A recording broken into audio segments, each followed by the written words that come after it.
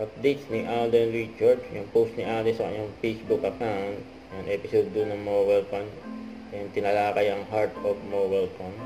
And thankful now na we have Ding Dong Dantes and Alden Richards as one of our POT para ipagpatuloy lahat yung mga dapat natin ipagpatuloy. That's how I also feel.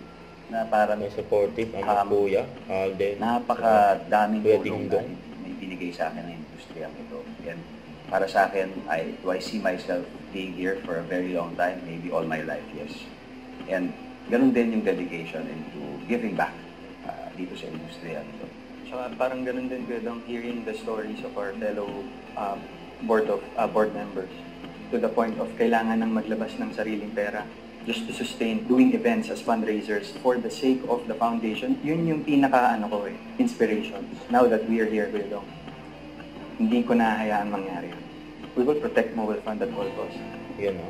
So, Dong? Ang kuya. Tapos yun pa, post ng PEP, dadalo sila Alden Richard, Ding Dong Dantes sa Piolo Pascual sa Manila International Film Festival na gaganapin sa Los Angeles, California simula January 29 to February 2. Sa movie naman ni Alden na Out of Order sa February 21 na yan. Mukhang online stream kagaya ng Netflix.